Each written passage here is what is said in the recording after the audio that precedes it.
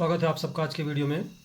पिछले वीडियो में हमने कक्षा 8 की प्रश्नावली 6.3 के प्रश्नों को हल किया था। आज हम प्रश्नावली 6.4 के प्रश्नों को हल करेंगे। तो आइए पहला प्रश्न लेते हैं हम।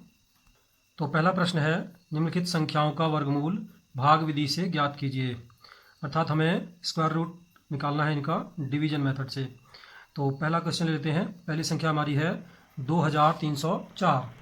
तो भाग विधि द्वारा वर्गमूल हम सीख चुके हैं पहले। यदि आपने वह वीडियो नहीं देखा है तो हमारे पिछले पुराने वीडियो में जाकर आप भाग विधि द्वारा वर्गमूल निकालना सीख सकते हैं। इसमें हम क्या करते हैं, संख्या को पहले हम लिख लेते हैं और इसमें दाईं ओर से प्रारंभ करके दो दो संख्याओं के पेयर बनाते हैं, युग्म बनाते हैं। तो पहला पेयर बन जाएगा 04 का और दूसरा पेयर बनेगा 23 का। अब हम क्या करेंगे, इसका जो पहला पेयर है 23 को ऐसी संख्या से भाग करेंगे जिसका वर्ग 23 के नज़दीक हो परंतु 23 से अधिक ना हो। तो ऐसी संख्या हमारे लिए 4 का वर्ग होता है 16 और 5 का वर्ग 25, तो 25 ज़्यादा हो जाता है, अतः 4 से भाग करेंगे तो 4 यहाँ लिखेंगे। और ध्यान रहे 4 ही हम भाजक और भागफल दोनों स्थानों पर समान संख्या लिखते हैं, तो 4 यहाँ लिखेंगे और 4 ही भागफल के स्थान पर लिखेंगे। अब 4 से 4 गुणा कर लेते हैं, 4 चौक 16, नीचे उतारा, 23 में से 16 हम घटा लेंगे, तो 23 में से 16 घटा के आएगा हमारा 7। अब हम अगला जोड़ा उतार लेते हैं ऊपर से 04 और यहाँ पर जिस संख्या से हमने भाग किया था उतनी संख्या इसमें हम और जोड़ लेते हैं, तो 4 और 4 जोड़ के 8 आएगा। 8 के दाईं ओर एक स्थान हम खाली रखेंगे क्योंकि यहाँ पर एक संख्या आएगी। अब यहाँ पर क्या संख्या आएगी उसका अनुमान लगाने के लिए इस संख्या का इकाई का अंक हम दबा लेते हैं 4, तो ये संख्या बचती है हमारी 70। अब 8 से 70 को भाग करके अंदाजा लगाएंगे लगभग कितनी बार जाता है, तो 8 अट्ठे 64, 8 बार जाता है। तो यहाँ पर 8 लिखा जाएगा और ऊपर भी 8 लिखेंगे, तो यहाँ पर 8 लिखने पर यह 88 हो जाएगा और ऊपर 8 से इसको गुणा करके देख लेते हैं कहीं अधिक ना हो जाए। 8 अट्ठे 64 की 4 हासिल 6, 8 अट्ठे 64 और 6 70, तो ठीक हो रहा है। तो हमने 8 यहाँ लिखा और 8 यहाँ लिखा, 88 अट्ठे 704, इसमें से घटा लिया हमने तो कुछ नहीं बचा, अर्थात हमारा वर्गमूल प्राप्त होता है 48। अतः 2304 का वर्गमूल आ गया 48, ये हमारा उत्तर हो जाएगा। इसी प्रकार से हम प्रश्न नंबर 1 के अन्य प्रश्नों को भी हल कर सकते हैं। आइए अब हम प्रश्न नंबर 2 को हल करते हैं। प्रश्न नंबर 2 है, निम्नलिखित संख्याओं में से प्रत्येक के वर्गमूल में अंकों की संख्या ज्ञात कीजिए। यह हमें बिना गणना किए अंकों की संख्या ज्ञात करनी है। तो ये पहला प्रश्न ले लेते हैं हम। तो पहली संख्या हमारी है 64। तो हमें बताना है 64 के वर्गमूल में अंकों की संख्या कितनी होगी। तो इसका बहुत सरल तरीका है, जैसे हम वर्गमूल जब भाग विधि से ज्ञात करते हैं तो दाईं ओर से शुरू करके दो दो अंकों के हम जोड़े बनाते हैं और उनके ऊपर बार खींचते हैं। तो यहाँ पर जितने बार लगे होंगे अर्थात जितने जोड़े बनेंगे उसके वर्गमूल में अंकों की संख्या उतनी ही होगी। जैसे यहाँ पर 64 में 2 ही अंक हैं तो एक बार लगेगा, एक ही जोड़ा बनेगा, तो इसके वर्गमूल में अंकों की संख्या 1 होगी। आइए दूसरा खंड लेते हैं। इसका दूसरा खंड है, इसमें संख्या दे रखी है हमें 144, 144। तो इसके वर्गमूल में अंकों की संख्या क्या होगी। तो ऊपर की भांति इसमें भी हम दाईं ओर से शुरू करके दो दो अंकों के जोड़े बनाते हैं। तो पहला जोड़ा ये बनेगा और दूसरा जोड़ा ये बनेगा। तो यहाँ पर हम देखते हैं 2 जोड़े बने हैं यहाँ पर भी, तो इसके वर्गमूल में अंकों की संख्या 2 होगी। तीसरा खंड ले लेते हैं हम। इसमें संख्या में दे रखी है 4489, 4489। तो यहाँ पर भी वही काम करेंगे, दाईं ओर से शुरू करके जोड़े बना लेते हैं, पहला जोड़ा दूसरा जोड़ा। तो यहाँ पर भी 2 बार हैं या 2 जोड़े बने हैं, तो इसके वर्गमूल में भी अंकों की संख्या 2 होगी।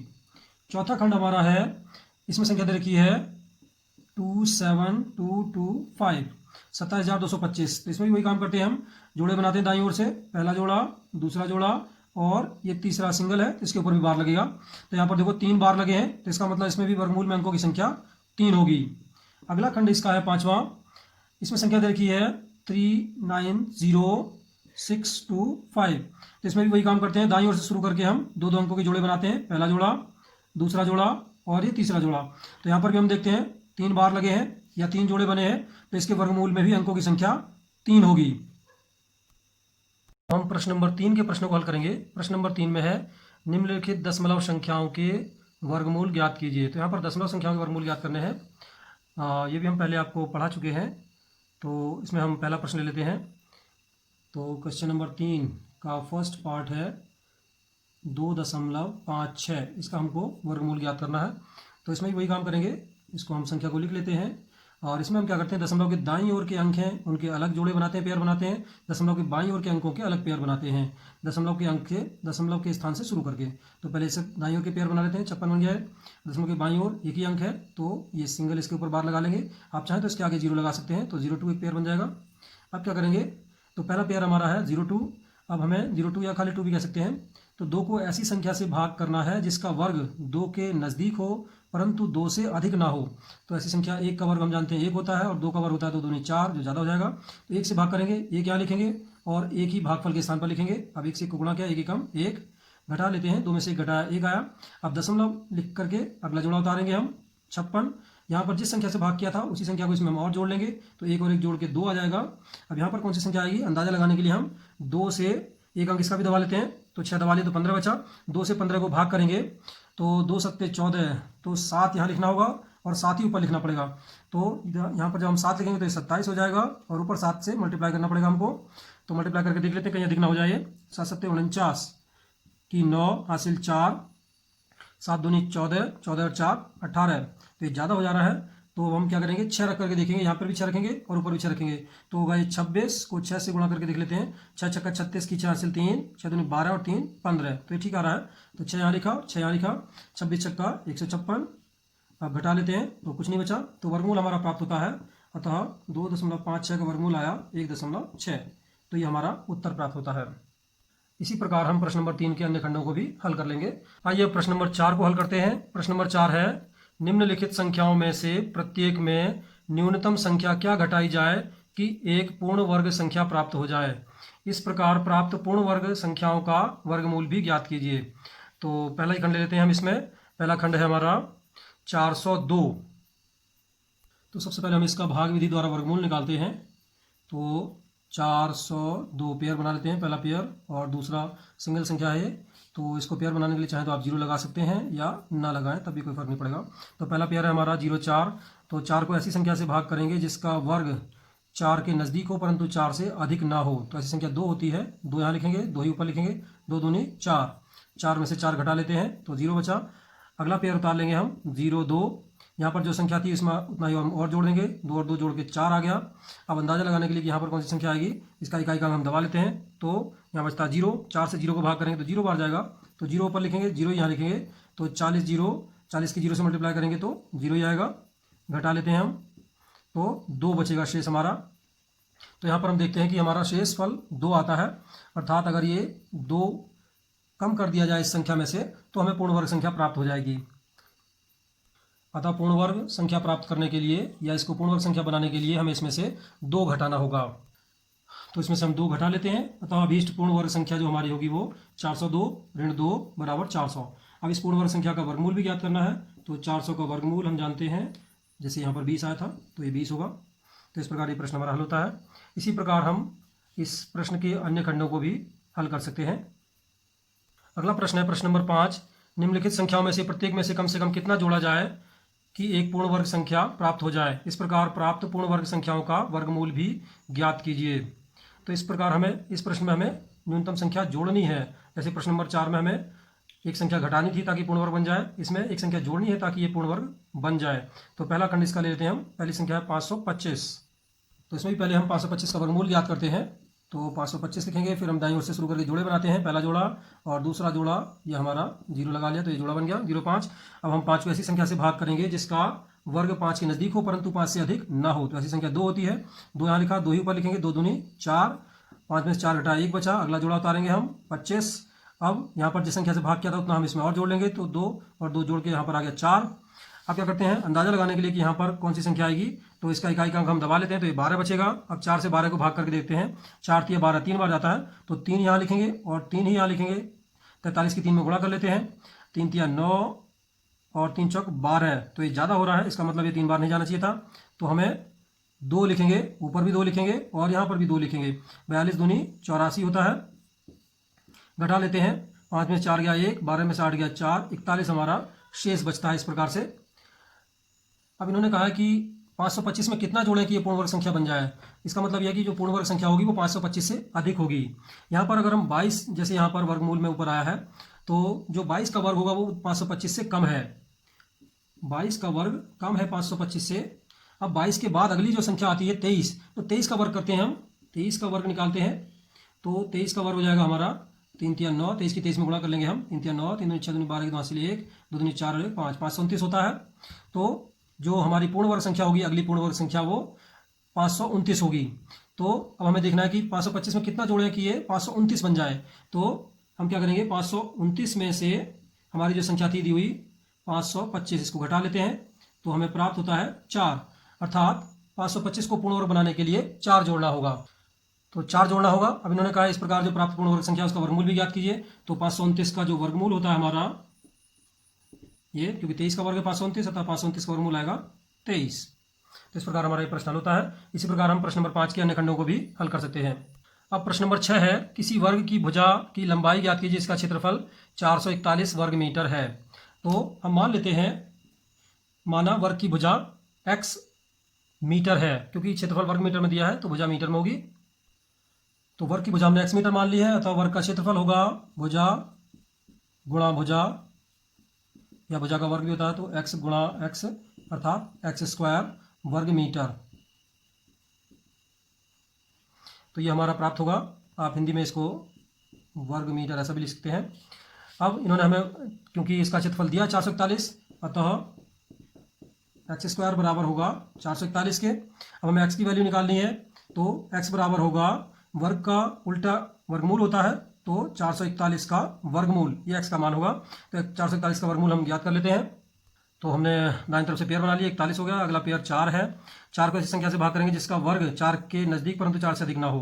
तो 2 2 यहाँ लिखेंगे, 2 दूनी 4, 4 में से 4 घटाया 0 बचा। अगला अंक जोड़ा उतारेंगे 41 हम, यहाँ पर हम 2 और जोड़ लेते हैं इसमें, तो हमारा आ जाएगा 4। अब इसका इकाई का अंक दबा करके 4 से 4 को भाग करेंगे, एक ही बार जाता है, तो एक ऊपर लिखा एक यहाँ लिखा, 41 एकम 41 घटाया तो कुछ नहीं बचा, अर्थात 21 आया हमारा ये वर्गमूल। तो हम कह सकते हैं कि वर्ग की भुजा बराबर 21 वर्ग मीटर होगी। अब प्रश्न नंबर 7 है हमारा, किसी समकोण त्रिभुज ABC में कोण B 90 अंश का है। तो खंड ए है, इसमें यदि AB बराबर 6 सेंटीमीटर, BC बराबर 8 सेंटीमीटर है तो AC का मान ज्ञात कीजिए। तो आइए सबसे पहले इसका हम चित्र बना लेते हैं। तो एक समकोण त्रिभुज है ABC, इसमें कोण B समकोण है और AB का मान 6 सेंटीमीटर दिया है, BC का मान 8 सेंटीमीटर है, AC को हमने x मान लिया है। अब हम जानते हैं समकोण त्रिभुज में पाइथागोरस प्रमेय लगती है, और पाइथागोरस प्रमेय क्या होती है कि समकोण के सामने वाली भुजा यानी कि कर्ण पर बना वर्ग शेष दोनों भुजाओं पर बने वर्गों के योग के बराबर होता है। तो पाइथागोरस प्रमेय होती है हमारी कर्ण का वर्ग बराबर आधार का वर्ग प्लस लंब का वर्ग। कर्ण कौन सी भुजा होती है, 90 अंश के सामने वाली भुजा। तो यहाँ पर AC कर्ण है, लंब और आधार कोई भी भुजा इनमें से हम मान सकते हैं। तो कर्ण की जगह हम लिखेंगे AC, तो AC का वर्ग बराबर आधार को हम अगर AB मान लें तो AB का वर्ग धन लंब हो जाएगा BC का वर्ग। इसमें मान रख लेते हैं हम, AB का मान हमें दिया 6 सेंटीमीटर तो हो जाएगा 6 का वर्ग, धन BC का मान है 8 तो हो जाएगा 8 का वर्ग। 6 का वर्ग होता है 36 और 8 का वर्ग होता है 64, इनको जोड़ लेते हैं तो यह आता है हमारा 100।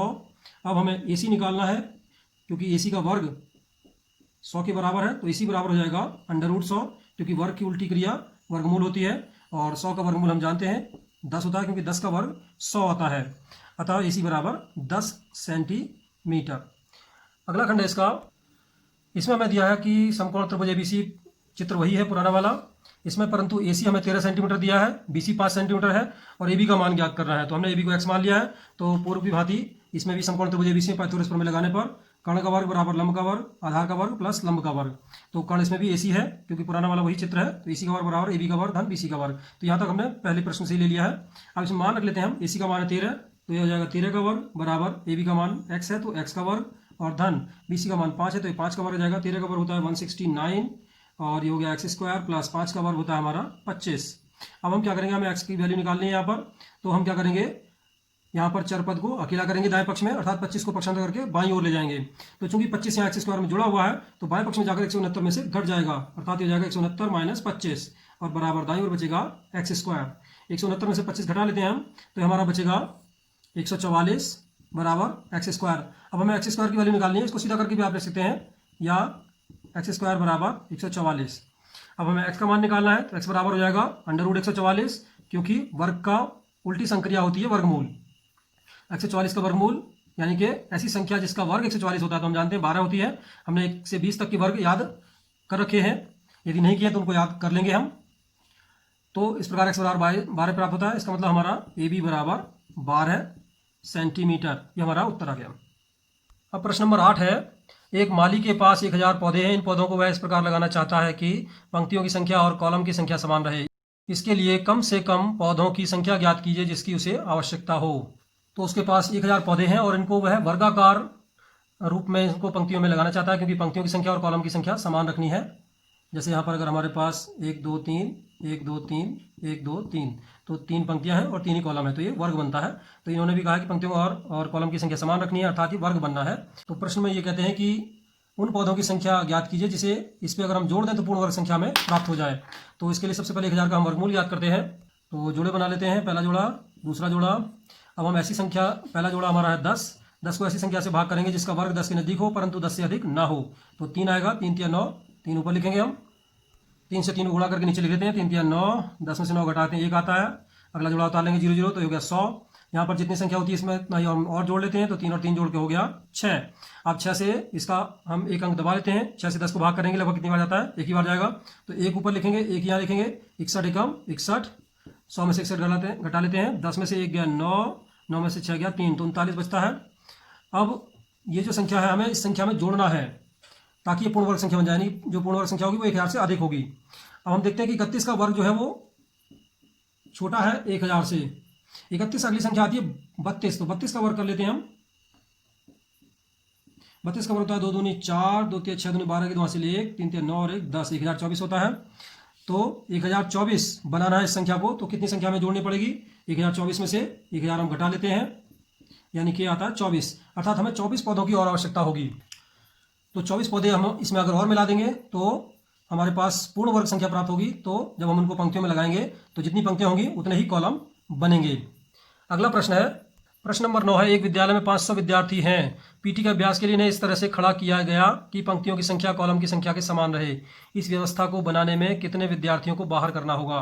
तो इस बार हमें विद्यार्थियों को कम करना है ताकि वो पूर्ण वर्ग संख्या बन जाए, अर्थात हमें 500 विद्यार्थियों की संख्या दी है, तो 500 में से हमें वह संख्या घटानी है ताकि ये पूर्ण वर्ग संख्या प्राप्त हो जाए हमको। तो इसमें क्या करेंगे, हम वर्गमूल निकाल लेते हैं पहले 500 का। तो जोड़े बनाते हैं पहले, ये इधर एक संख्या रहेगी, पहला जोड़ा हमारा है 5 या 0.5 लिख सकते हैं। ऐसी संख्या से भाग करेंगे जिसका वर्ग 5 के नज़दीक परंतु 5 से अधिक ना हो। तो 2 आती है ऐसी संख्या, 2 यहाँ लिखेंगे और 2 ही ऊपर लिखेंगे, 2 दूनी 4 यहाँ उतारा हमने, 5 में 4 घटाया 1, अगला 0 उतार लिया, 100 हो गया। यहाँ पर 2 और जोड़ लेंगे इसमें हम, तो ये हो जाएगा 4, 4 से 10 को भाग करते हैं, 4 दूनी 8, 2 बार जाता है, 2 ऊपर लिखेंगे और 2 यहाँ लिखेंगे, 42 दूनी 84 आता है, घटा लेते हैं तो ये बचेगा हमारा 16। तो 16 हमारा शेष बचता है। अगर हम 500 में से 16 घटा दें तो हमारा शेष 0 आएगा, अर्थात यह पूर्ण वर्ग संख्या प्राप्त हो जाएगी। तो अतः 16 विद्यार्थियों को बाहर जाना होगा। 16 अगर इसमें से हम घटा देते हैं 500 में से तो हमें मिलेगा 484, जो कि एक पूर्ण वर्ग संख्या है। 484 एक पूर्ण वर्ग संख्या है, इसका वर्गमूल आता है 22। तो जब इनको हम विद्यार्थियों को खड़ा करेंगे पंक्तियों और कॉलम में तो 22 पंक्तियों की संख्या होगी और 22 ही कॉलम की संख्या होगी। तो इस प्रकार हमारी प्रश्नावली 6.4 पूर्ण होती है। यदि आपको यह वीडियो पसंद आया हो तो इसे लाइक करें, शेयर करें और हमारे चैनल को सब्सक्राइब करें। धन्यवाद।